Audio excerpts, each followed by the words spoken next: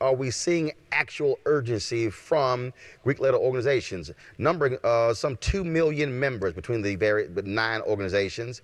Are they doing enough? I want to go to our panel and talk about that. Jeff, you co-moderated that panel with April Ryan, and I have consistently said publicly on television and radio that there is no other institution in the Black community that has this level of infrastructure in terms of that's vertical and horizontal, in terms of international leadership, national, regional, state, grad, undergrad, individuals with lifelong commitments, that I believe, and I don't care what anyone says, has not sufficiently maximized its power. Your assessment? I agree. I think at the end of the day, we have to recognize the power of the legacy of the organizations and the importance of them and the potential relevance of them now. I don't think we've used our money the right way. I think we waste money. We come, in many cases, to conventions and leave without legitimate strategies, without legitimate plans, without pushing that money into infrastructure that actually transforms as opposed to talking about transforming. I think our ability to develop pragmatic agendas. We often are too broad, and we have a kitchen sink that has 85,000 things in it versus 3 things that we do excellent.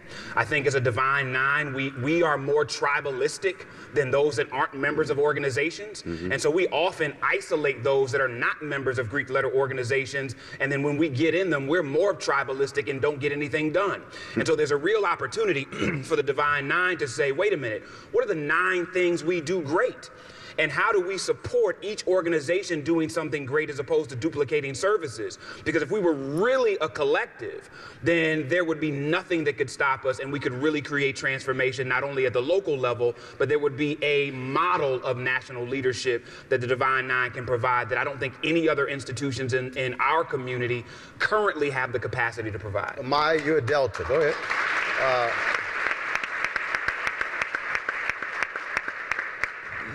You're a Delta. We saw during the height of Black Lives Matter protests where you literally had 2 sororities who told their members, don't wear your letters and your colors to a protest.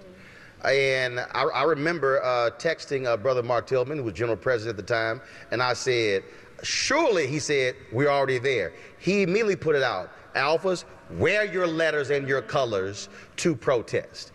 And there were a lot of members who pushed back saying, wait a minute, how y'all telling us we shouldn't rep at these protests? I believe part of this issue is that many Divine Nine organizations, male and female, are risk averse. Not only are they risk averse, but they're actually paying attention to this 501c3 or 501c7 status that many of these organizations have. There are some, like the Links, who even have 501c4 status, which gives them the ability to be more political. Okay, hold on. For the people who don't know what all that stuff means. Yeah. Explain a 501c3, a 501c4, and a 501c7. 501c3, nonprofit. You're supposed to be nonpartisan, and so people. But that means you can't endorse a candidate. You can't endorse a candidate, and you can't endorse legislation, but you can do anything else. You can protest, you can educate policymakers, you can do a lot. You can advocate for issues. We can advocate for issues, and we think we can't do anything. And so I think people, because people don't understand that, they're paralyzed. And okay, so in the case of Loretta Lynch, when her nomination was being held up, many Deltas went to Capitol Hill. Is that allowed? That is allowed. Lobbying senators to say, you should confirm this sister. That is allowed. What's not allowed is saying, vote for this specific candidate as an organization. Or vote for this specific bill, SB H132. Right. But they can do everything else under a 501c3 status. 501c4, the Links, they can do even more. They can run political ads, they can endorse. They can run political ads, they can endorse, and then yet when you have a PAC. And what's C7? And C7 is the status that some of these organizations have too, and it's for associations, so not necessarily a nonprofit. It's still nonprofit, but it's an association nonprofit. Got it. Membership. Liz. Yeah, so I'm a Delta, and I remember the Black Lives Matter movement and getting that email and feeling really disappointed because I think that there was a call to action that kind of spurred my interest in joining the organization, just the political activism. And even though I do understand that a lot of the organizations are risk averse and they're not really pulling their resources together and moving a Black agenda forward in our nation, there's still something about the organizations, something about its members who are out there, whether they have the leadership support or not, that make other people still want to come and be a part of it. But here's the deal, Antonio, it's interesting to me. When Sorority Sisters was on VH1, Black Greeks mobilized real quick, and that show got canceled. So we have clear examples of what happens when people say there's a vested interest, and I was one of the folks who stood with those sisters saying, take that crap off the air. But then when it got taken off, I then said to the same sisters, what's next? When we saw the 14-year-old girl in Texas, McKinney, Texas, head slammed to the ground by the police officer, I challenged sorority saying, you got to say something. She doesn't have to be a member to say something. Sandra Bland, of course, she was a member of Sigma Gamma Rho. Every sorority and fraternity should have been outraged saying what took place to her, and it shouldn't have to be a press release that comes out a week after it actually has taken place. Well, and as a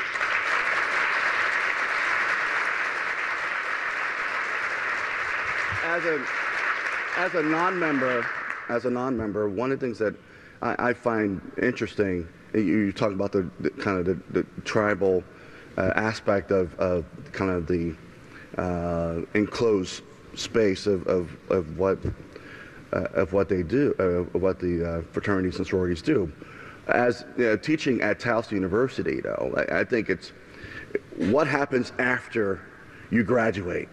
What happens after you don't have that enclosed infrastructure anymore? And I think that one of the things that strikes me as odd is not having the force of will to make change happen. Only doing it when you feel like you want to do it, as opposed to doing it because it is necessary to do it. And let's be clear, when you look at the amount of scholarships, when you look at the various initiatives, I mean, we're talking about a significant amount of things, and I think there are a number of things that are done that the average person has no idea even exist. But the argument that I've been making, Jeff, is that that can't be an internal thing. I can tell you for a fact, in 9 years of doing this show, it's interesting what you were moderating the other day, I'm listening to folks talk. I have not gotten a phone call or an email from National Pan Hale saying, can we come on your show on Tom Joyner or TV One to discuss this initiative? The times when you had it was when I called individuals saying, you're doing this, come on. And that to me makes no sense. And I think people out there going, y'all ain't doing nothing because we're communicating internally and not serving the broader Black community. But there's also an issue, and I think it's indicative of our national organizations, regardless of whether they're Greek-led organizations. So I see it in church denominations, I see it in the NAACP and the Urban League. What has happened by and large is you have unbelievably effective local affiliates or branches or chapters, and they're killing it. I remember the first time I thought Alpha was amazing was at 15 when I went with my dad to see Alpha Towers open in Cleveland. And so it said to me, wait a minute, they're not just doing meetings. They own this building. They're serving these senior citizens. They're making services available. They're creating economic impact. And at 15, that said, I never saw anybody step. I hadn't seen anybody on an undergrad. That was not what got me. What got me was the grad chapter doing legitimate work at the local level. The challenge that I think we're having is broad. We have incredibly weak national leadership by and large when it comes to creating consistent and focused agendas. Now, you can like me or not like me for saying it, I don't care. I've been at the national level of the NAACP. I've looked at those boards. I look at oftentimes how those boards block real policy from moving forward. And I think until we challenge who we have on our boards, until we make it a mandate to say, image means nothing without impact. And we spent so much time being concerned about how do we look. Are we maintaining the legacy of of who was here 50 years ago and 60 years ago? Are we maintaining the legacy of the founders? Right. But don't give a damn about what does it mean for babies, whether they're members of the organization or not. I want kids who are not members of Alpha Phi Alpha to be able to say, here's what Alpha Phi Alpha did for my community, whether I decided to be a member or not. And I think until we get to that place where impact is the focus, it's all a show. Round robin real quick before I bring up our next guest, and that is the one issue that should be the dominant issue for the collective Divine Nine. I'd say education. Poverty. Criminal justice reform. Education.